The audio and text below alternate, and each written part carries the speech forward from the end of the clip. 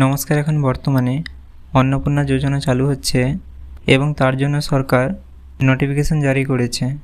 দেখতেই পাচ্ছেন এই নোটিশটা সরকার এখন জারি করেছে এবং এখনই আমি এই নোটিশের সকল বিষয়বস্তু আপনাদের জানিয়ে দিচ্ছি। চলুন তাহলে ভিডিওটা শুরু করা যাক। এখানে বলা হচ্ছে পশ্চিমবঙ্গের মহিলাদের আর্থিকভাবে সাহায্য করার জন্য সরকার অন্নপূর্ণা যোজনা চালু করতে চাইছে। এই প্রকল্পে যোগ্য মহিলাদের প্রতি মাসে ৩,০০০ টাকা করে দেওয়া হবে।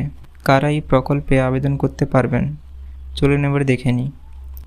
এখানে বয়স সীমা লাগছে আপনাদের, যে সকল মহিলারা আপনারা আবেদন করবেন আপনাদের বয়স লাগবে 25 থেকে 60 বছর এর মধ্যে। আপনাদের যদি সরকারি চাকরি থাকে তাহলে আপনারা এটা পাবেন না।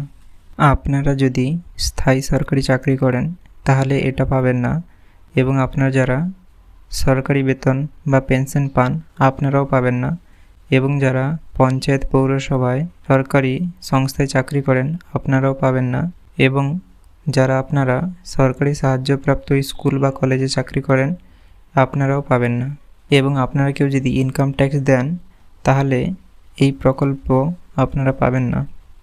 কত টাকা দেওয়া হবে আমি আগেই বলেছি, ৩,০০০ টাকা করে দেওয়া হবে।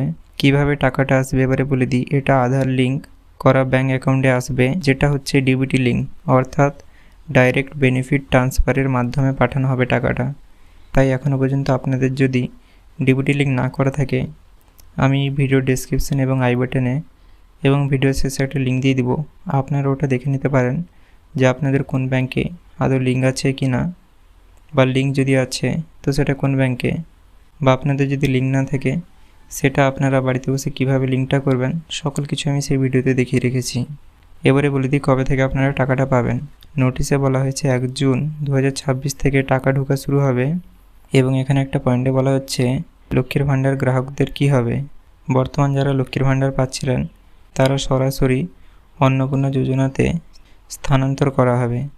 তাদেরকে নতুনভাবে কিছু করতে হবে না, কেবল কিছুজন বাদ যাবেন, সেটা হচ্ছে মৃত ব্যক্তি এবং যারা অন্য জায়গায় চলে গেছেন অর্থাৎ ওয়েস্ট বেঙ্গলের বাইরে, এবং যাদের ভোটার তালিকা থেকে নাম বাদ দেওয়া হয়েছে এই সকল ব্যক্তিরা।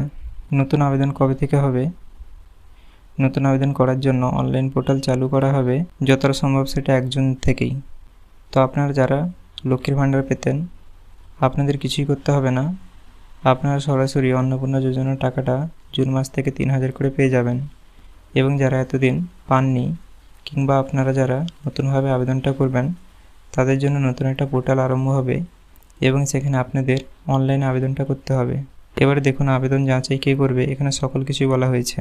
যাদের আপনাদের বাড়ি গ্রামীণ এলাকায় সেক্ষেত্রে বিডিও অফিস আপনাদের ফর্মগুলো যাচাই করবে, এবং আপনারা যারা শহরে বাস করেন তো আপনাদের ফর্মগুলো এইচডি অফিস যাচাই করবে, এবং কলকাতায় কেএমসি অর্থাৎ কলকাতা মিউনিসিপ্যাল কর্পোরেশন আবেদনগুলো যাচাই করবে।